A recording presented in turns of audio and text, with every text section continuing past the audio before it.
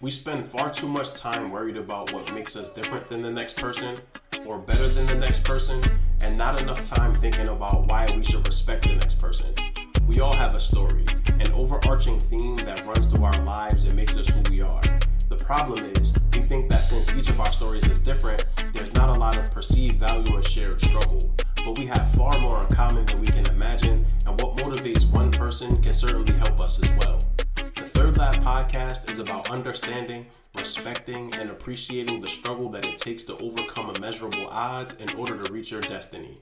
Join me as I interview and bond with some of the most inspiring and incredible people, diving into their why to get a full understanding of their being. Without each other, we have nothing. So let's go on this adventure together and take on the future with open minds and open hearts. Welcome to the Third Lap podcast.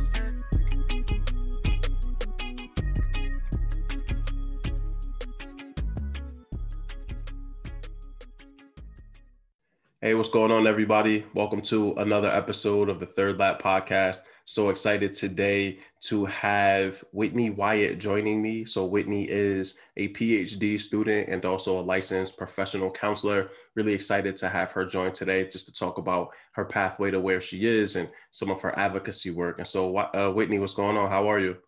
Hey, I'm doing all right. I am cold and snowed in, but I'm hoping that this stuff melts today. Yes, that would be nice. And so by the time people hear this, the snow will be gone. But Okay. Right now, as we record this episode, Whitney and I have both been battling snow in our respective locations for the better part of the past 2 weeks. So yeah, looking forward to the snow melting too. And yeah, I mean, we can't do much because it's still COVID, but at least it won't be snowy outside.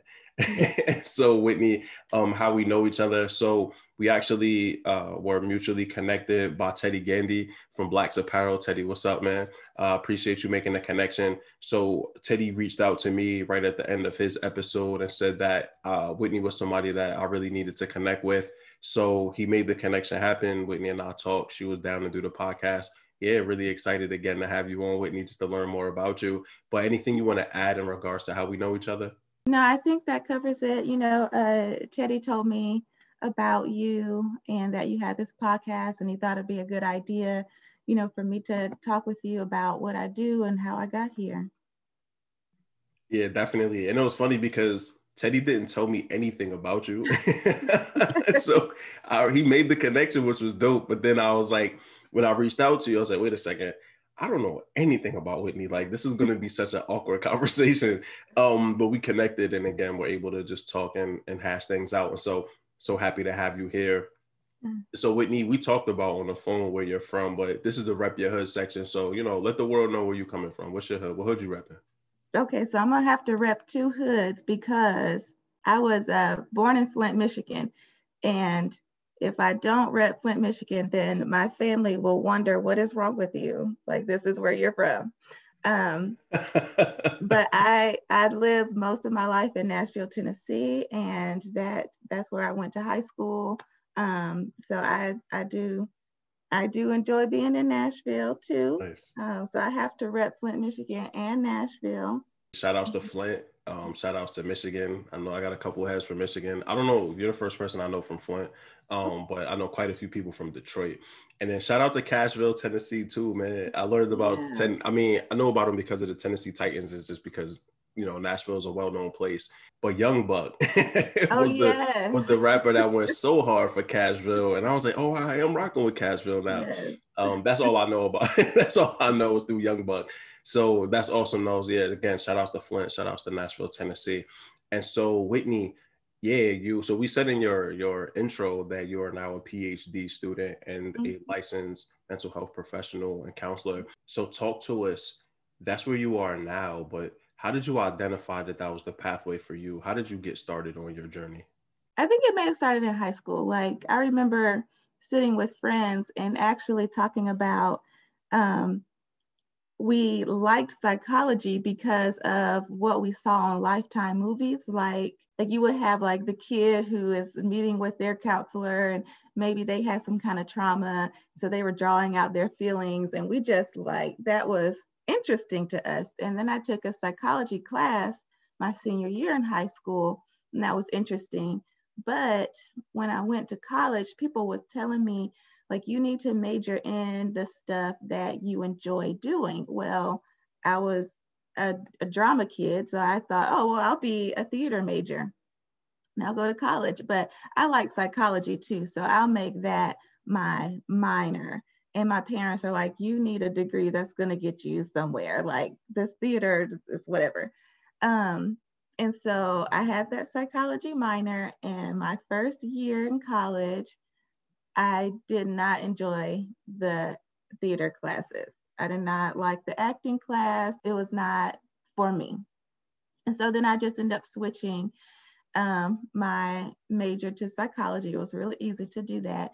And that's where I really felt like, this is my niche. And, you know, taking those classes, it was so interesting how people's minds work, how people think and how their thinking interacts with what they're doing and their behavior. So it was just very interesting for me.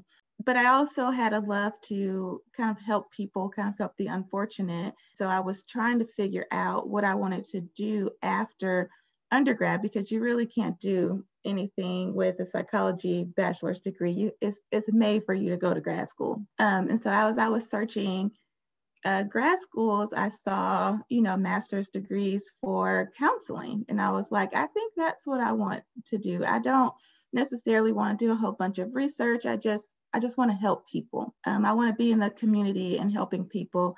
And I don't necessarily want to just be in an office all day. And I think God heard that, because my first job out of my master's program was an in-home counseling job. And so I was driving all day, every day to clients' homes. Wow. So that love to help and serve people kind of got me to this place of doing counseling. And I haven't switched my career at all. It's just what I've been doing since I got out of my master's program. Absolutely. And I love that you got the advice to pursue what you love, right? And that information, I feel like we get that as adults. It's like I'm 35 now and I'm like, all right, I'm pursuing what I love, right? And I was talking to my uncle who he said that he started that mission when he turned 50. And it's like, okay, at least like we're getting progressively younger in pursuit of our Yeah. dreams. But, that advice is so poignant and so just on point. Because again, like, when we can tie our dreams to our everyday work, like, we're never going to be miserable, right? We're able to do what we love every single day. And so on this journey of yours, Whitney, what are some of the stops that you made? So you mentioned like doing in-home counseling, but you were in therapy and practicing therapy for 7 years before you pursued your PhD, right? And so in those 7 years, what were some of the other opportunities that you took on? What were some other like career highlights for you that were like, man, that was such a dope experience and opportunity? One thing I noticed when I was doing the in-home counseling, I was in a rural part of Georgia, just outside of Tennessee. And I noticed that we were not serving a lot of Black and Brown children. I was counseling children and families, and we were not serving a lot of Black and Brown children. I probably had one biracial client on my caseload the whole time that I was there. I was there for 3 years. And I noticed that, why aren't we helping these children? I know that, it's not that they don't have problems or concerns or things that they need help with. So why aren't we serving them? And so that's kind of when my eyes got opened to this disparity in mental health as far as race is concerned. And I don't know if it was the families didn't know about the services, or they didn't feel like they needed the services. But I brought that to, my program manager and director of operations. And I was able to put together, a little kind of presentation on helping minority clients in the community. Unfortunately, I didn't get to stay in that position, very long, just because of the bureaucracy of working for mental health agencies. But I do appreciate that experience of having my eyes opened to that disparity. And so now that is driving my passion to make sure that I am a good mental health professional who, is Black and is looking to help other, Black people with their problems. Because a lot of times, we need someone that looks like us so we can, have a better understanding. And so that situation that really sparked my kind of passion to look for the Black and brown children or adults or clients or people who are struggling and say, I want to help. I want to help you. Help me to get to you. Help me to get to these people who need the help. You're listening to the Third Lap Podcast with Mal Davis. Yeah, that's an amazing point, and just amazing that you were able to recognize that disparity or inequity and then go about addressing it. And a lot of times, I mean, we see in urban cities, specifically in black and brown neighborhoods, like a lack of access to these services, right? Mm-hmm. I mean, in some rural towns, I'm sure they don't even exist because they don't have the resources to have them in place steadily. And so I'm glad that you were able to address it. And even though you weren't able to stay, hopefully like adding that visibility to the process ultimately helps some more Black and brown families be able to get the services that they needed. And so Whitney, this is also a great segue because you then seem to have like taken that work even further, specifically focusing on Black women, Mm-hmm. right? And like the gender, racial stereotypes that are commonly assigned to them. And so I would love to hear you talk about that and what's some of the research that you've come across and some of the things that you've seen that you really feel need to be addressed to really help Black women Mm-hmm. just better advance and expand their wings and professionally and personally. Yeah, so I love doing this research on Black women. And so why I decided to get my PhD is I was actually reading a book about the burden of strength. It's called The Burden of Strength. And it was written by a theology professor. And so it was really a way to, kind of shed light to like pastoral care. How do you help Black women in your churches? But it was just so transferable to all Black women in all segments of life. And I was like, I need to do more research on this. And I was like, I'm not going to do research for no reason. So let me go back to school and make my research really matter. And so in just doing the research on the stereotypes of Black women, it's just amazing how they all started in slavery. They all started from the time of slavery, and they have not left us since then. They've just augmented, and now they look different. And, that idea of Black women always being strong, that strong Black woman stereotype, comes from slavery, because the idea of femininity was, the kind of dependent, dainty white woman, and not the Black woman, because she was in the fields doing the same hard work as the man. So she was considered as strong and not feminine, and not have, the womanhood, as, the idea of femininity would say that she should have. And so that hasn't gone anywhere. It just looks different now. It looks different in how, maybe Black women don't feel safe enough to be vulnerable, or don't feel safe enough to cry and say, hey, I do need some help. Another kind of, I guess, highlight in my career that pertains to this is when I was working at the University Counseling Center at Mercer University, and I would do classroom presentations, and the Black female students would see my face and see what I did. And then they would start coming into therapy just because there's a Black counselor there and I can be vulnerable with her, because there was no other place for these young Black women to be vulnerable and to say, hey, I need some help. And so, that's one stereotype. The other, there's several, but the other that comes to mind is the Jezebel stereotype, or the over-sexualized Black woman. And that, again, is origins in slavery, when the slave masters would rape the slave women. They would justify it by saying, oh, these women, they always want sex. You can't rape the Black woman because she's always wanting sex. That's what she's kind of there for. And that, has not gone anywhere, but changed over time to where when Black women are raped, they're not believed as much as other women might be. And so, there's that struggle of when a Black woman is assaulted, do I go and report this, or do I keep quiet? Do I go seek help about it? Because I don't even know if people are going to believe that I was actually raped. Are they going to blame me, blame what I was wearing or what I was doing on the reason why I was raped or assaulted? So, these stereotypes have not gone anywhere. They've just grown since slavery, and they look different and they match the times. Yeah, for sure. I think as an adult man, one of like the biggest, and I'm sure women will be like, yo, this dude here, but one of the biggest sort of like awakenings that I had was realizing like how many adult women, Black and brown women, have been sexually assaulted, like haven't said anything, it was just a part of them growing up. And even with the like gang culture and a lot of young women that get caught up in that. And it's just traumatic, man. Like, and seeing that Black men is not just white men handing out and doling out this abuse, right? Like Black men are also playing a role in this. And it's important to be aware of it so that you can avoid being that dude, man, and, learn how to support women, learn how to support our queens, man, because there's a lot of healing that needs to happen in this Black community.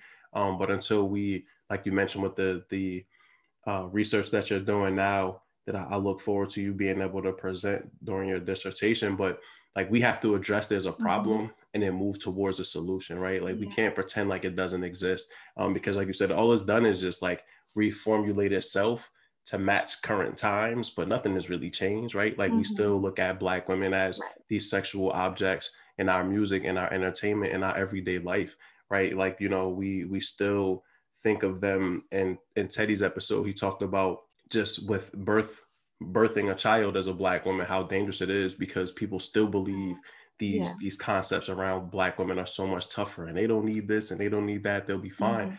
And it's just not true. And so I'm excited, Whitney, that you get a chance to dig into something that is so meaningful to you. And like you said, you do the research, but are able to turn it into something actionable where people are able to learn from it. But again, I'm hoping that we as a community can take this information and do something with it. And so, Whitney, once you're done PhD and you're Dr. Wyatt, where are you headed next? What do you see next for yourself? Yeah, so I am excited to take my research and actually use it in the field. That was the main reason for going back to school, is so that my research would matter and actually do something for the community. So, I want to make sure that what I have learned in school, what I have learned from my research, actually gets disseminated out into the larger field of psychology. So, I want to continue my research and be able to publish, books and journal articles on, the Black woman and what our lives are like, and how these stereotypes can be a hindrance, and just really how to treat Black women, either how to treat them from the mental health perspective, or just how to treat them and treat us as humans, as people, for the layperson to understand, what Black women are going through. And so,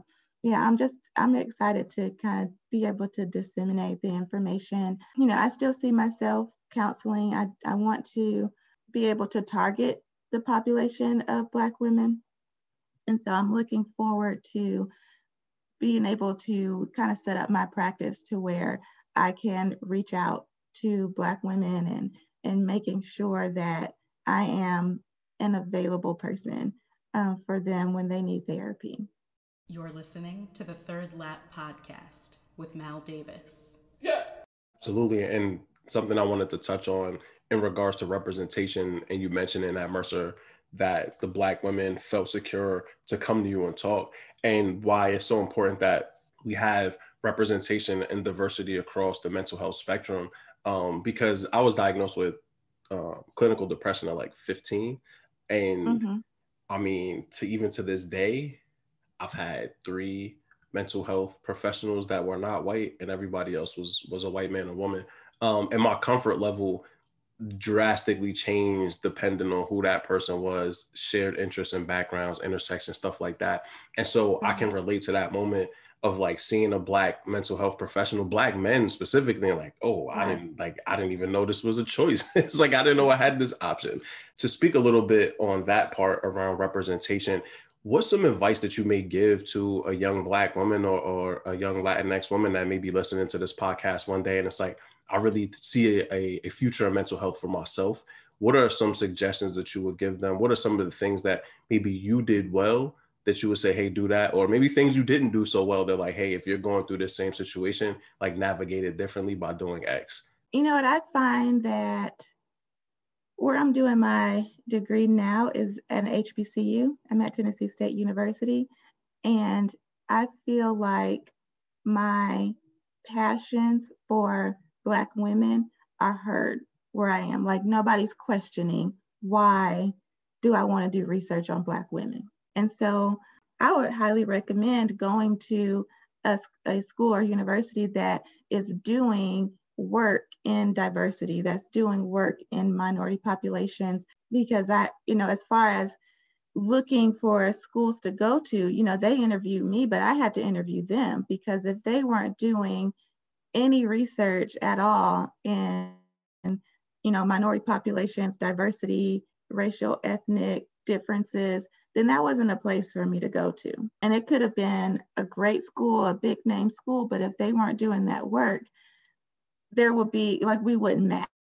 If for Black women or Latinx women that are looking to get into this kind of field, I would say look for schools that are doing the work already in minority populations with Black and brown people, because probably, and I would say every professor in the psychology department at Tennessee State University is doing some kind of research with minority populations. And so that's a big thing to look for.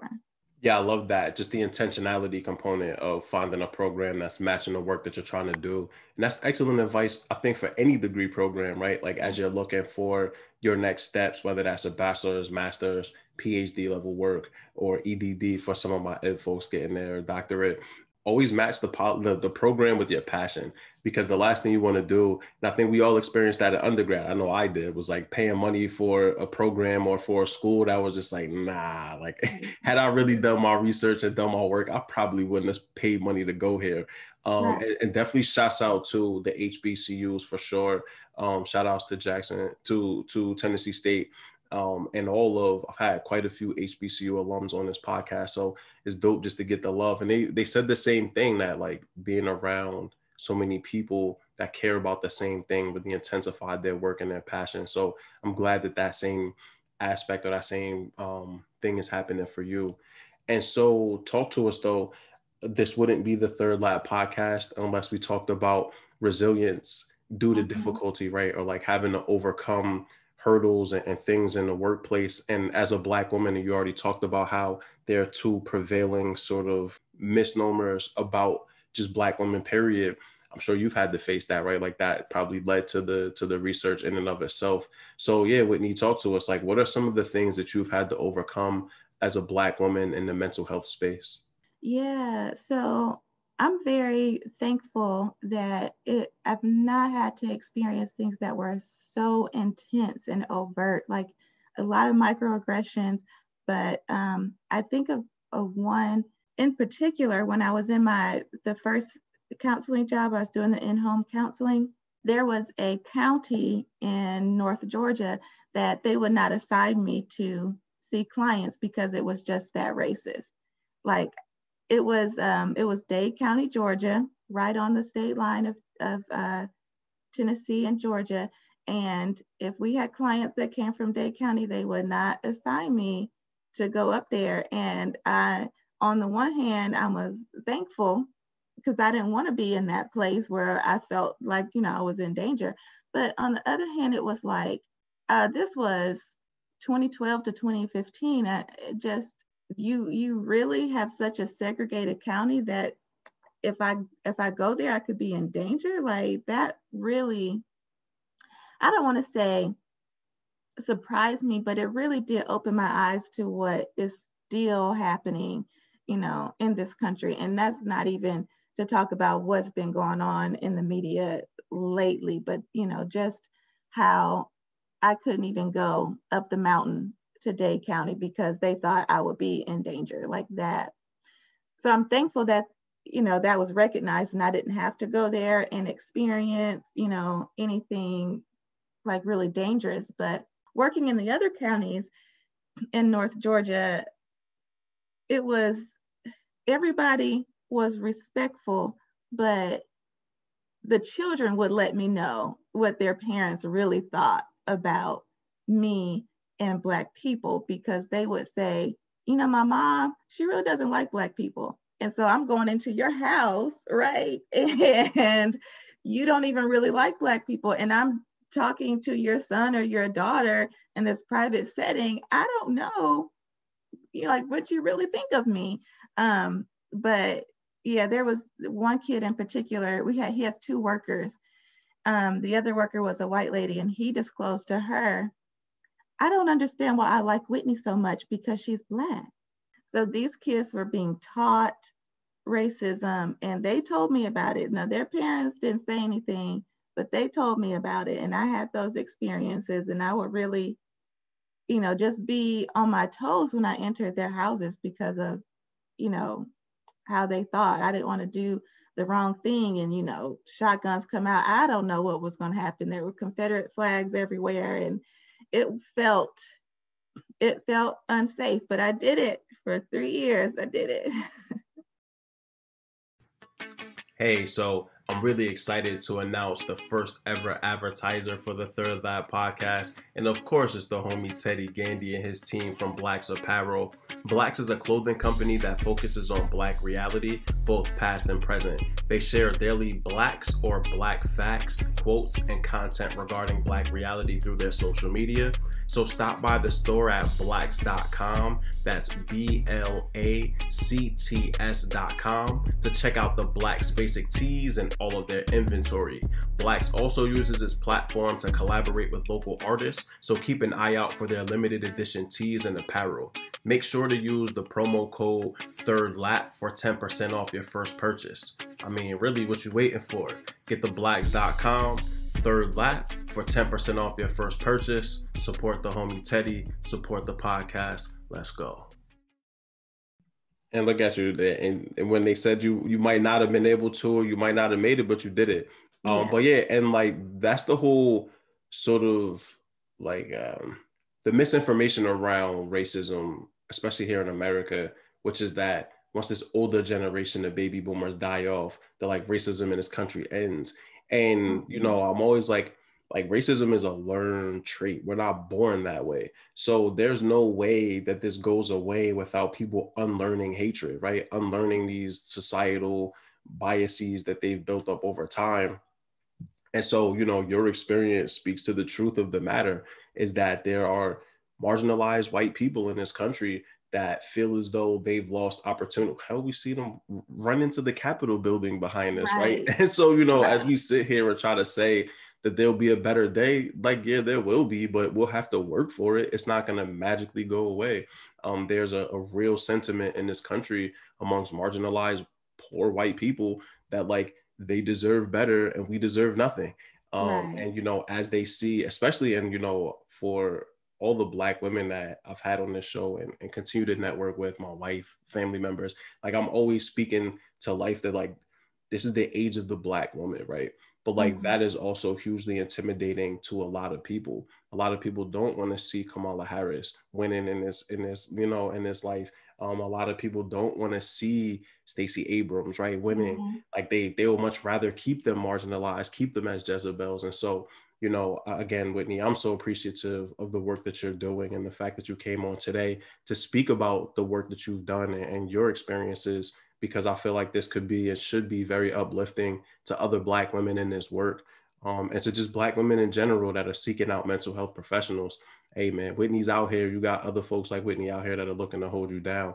And so I'm glad that you didn't have to go through some of like the really treacherous, life lessons, especially when dealing with race, because those can be quite dangerous, but, still had to overcome things along your pathway to get to where you are.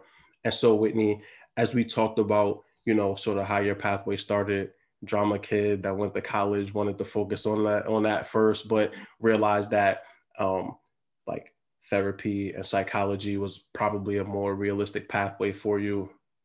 Did it, have worked the field, now attaching your passion to the research that you do for your PhD program. What keeps you pushing? I mean, getting a PhD in and of itself is incredibly difficult. And so, having connected with other folks that have finished it or on that pathway, just doing that by itself is enough, right? But still working, still achieving your goals and accomplishing your visions. So what is your motivation? What's your why to keep waking up and keep doing this work every day? Yeah, I liken this PhD journey to being on a roller coaster, because when I decided to go and I got accepted and I'm starting, it's like you're going up the roller coaster. It's the ticks going up to the roller coaster. And then you get into your first class, you're at the top, and you're about to go down in all the loops and swirls. And it's like I'm strapped in and I'm going up, and I'm like, what am I doing? Why am I doing this? What is happening right now? But I'm locked in. I can't get off the ride now because I'm up. We're going up. But just knowing what I want for myself, like as a licensed counselor, I was working really hard, but for not a lot of money. And it's not really about the money, but it's about wanting to be able to help people and do it with the right mindset and do it ethically and do it because you love to do it. Because when you're working extra hard and not getting paid with your worth, that burnout happens a lot more quickly. And so I needed to, first of all, get more training under my belt and to be able to position myself to be able to write my own ticket so that I can help the way that I want to help, so that I don't experience the burnout as much as I was before. Because when you are in certain, like especially community agencies, it's almost like these clients are on a conveyor belt. And it's like, how many clients did you see today? How many clients did you see this week? And not really, okay, am I helping you? Am I giving you what you need? Is this working? Is this relationship working for you? And so I just think, my goals to be able to practice how I want to practice is keeping me going, and it's not about thinking, well, did I see enough people this week so that I can get paid enough this week? But really, like, did I help someone, this week? Did I really give, the clients what they needed? Am I really helping like I need to be helping, and not worried about, the money aspect or the productivity aspect, because that bureaucracy was just, kind of crazy. So yeah, so my desire to be a better helper is what keeps me going. And, now that I'm on this roller coaster, I really can't get off until it's done. And so I got to finish it out. But yeah, I really want to help people and not have it burn me out so much. You're listening to the Third Lap Podcast with Mal Davis. Yeah, and that burnout component I can relate to in education is something that, especially in charter education, especially in urban charter education, you see it all the time. It's like 2 years and folks are out. Like we've burnt them on both sides. Like we can't, they have to go and refresh and do something else. And again, I think what you said earlier, like really at the beginning when you talked about your career and how it started, was around that intentionality component of attaching yourself to something that you really love. And not saying that teachers that burn out in education don't love teaching, but I know quite a few that saw teaching as a way to get a check. And, I feel like any job you're doing for a check, eventually you're going to get to a point where you can no longer do it, right? Like you have to align yourself better with something more purposeful. And then I love the roller coaster analogy. That is me on every roller coaster I've ever been on. I'm screaming. I'm like, why do I keep doing this? Yeah.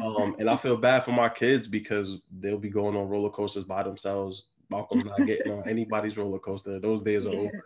But Whitney, so we're getting to the tail end of the podcast here. And again, really just appreciate your time.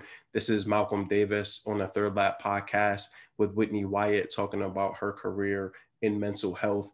And so, Whitney, you talked about what your motivation was, what's your why, what keeps you pushing.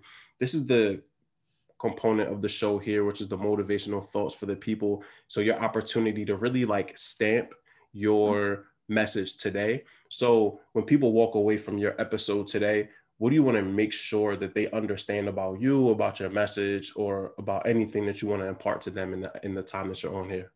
Yeah. I think I just want to be an advocate for mental health in the Black community and letting people know that going to see a therapist and going to get help is not a weakness, but it's a strength. There's bravery and vulnerability. You have to be brave to open up, to a person about what you're going through.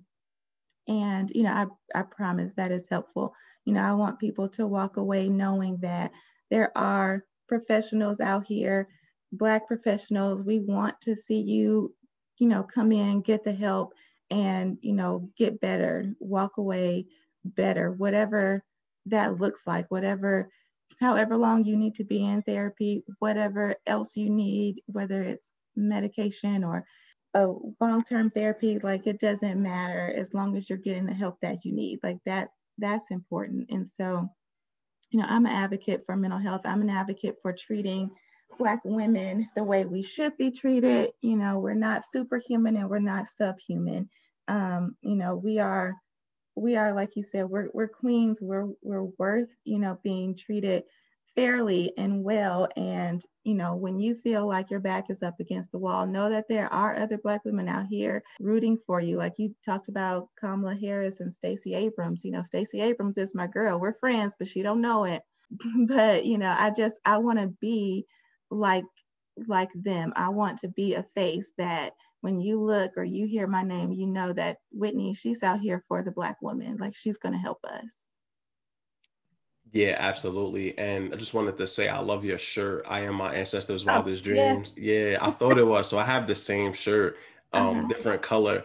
But even that, I think, really speaks to what the message is for this podcast, right? Like you mentioned, the definition of Black women really stems from slavery. Yet I'm sitting here with an empowered Black woman that's looking to empower others because you are your ancestors' wildest dreams, right? Like when our ancestors sacrificed themselves from slavery through the 60s, my wife and I just watched Judas and the Black Messiah. And so, what we've been fighting for centuries now, right? But like that same vision of what we could be is what you're attempting to manifest now, Whitney. And so again, I hope with our ancestors' blessings and the universe behind you, that you're able to really continue to do this work and continue to be a beacon for Black women in the mental health world. And as somebody that, again, was diagnosed at like 14 or 15, I'm 20 years deep into therapy. And I'll be in therapy the rest of my life. Like when I go I went 3 weeks like a month ago without talking to my therapist. And I was just like, all right, yo, like this, we can't do this, because you need to unpack it. You need to have that safe space to have those professional conversations. And so, Whitney, man, it's awesome that you continue to make that space for people to be able to help themselves and also ultimately help others. Because like when we're healing ourselves, like we're not doing horrible things to other people, right? Like hurt people. So when you're on your path to redemption and understanding yourself, you tend to project out less. And we need way more people to not project on the others things that they should be working on for themselves. And so, Whitney, what are you reading, or what are some things that you've read that you think would be really helpful to people? It could be anything. I've had every book suggestion you can imagine on here. And so anything that you want to suggest to the people that tune into your episode? Yeah, so it's interesting because I am reading a lot of textbooks and journal articles, but one of the books that I was reading that got me interested into the work is called Too Heavy a Yoke, The Burden of Strength. So that was what got me into doing the work. And then I read another book about the stereotypes of Black women. It's called Shifting. That was another one. And I have the Parable of the Brown Skinned Girl that I've not been able to read yet, but I have the book and I can't wait till I get a break from school so that I can read that one.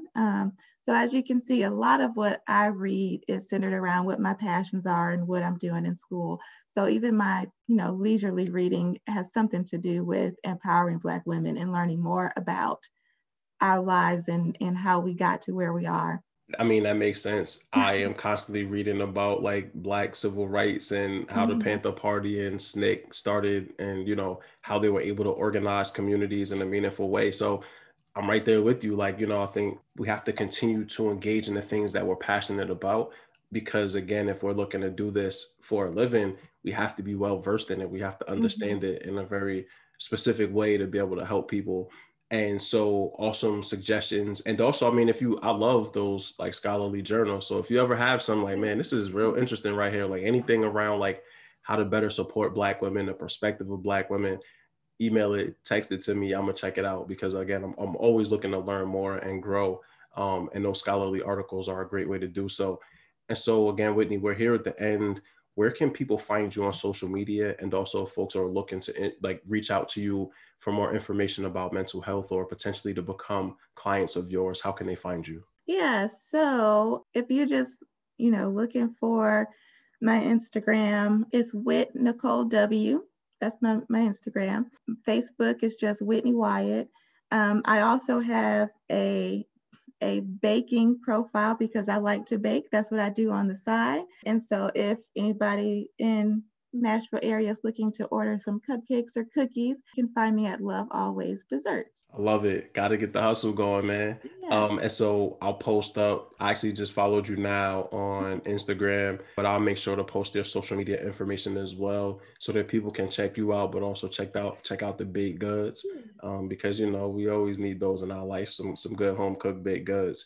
And so, Whitney, again, for like the 1,000th time, thank you so much for your time today. I really appreciate you. It's always great connecting with a person that I haven't known for years, because it gives me an opportunity to learn, to add a new person to my network of really dope individuals. You are definitely a part of that network now. And so as we are preparing to sign out for today, is there any last words you want to leave the people with? No, I just thank you for having me. I'm really excited. So doing a podcast is on my bucket list. So I'm excited that I got to do this.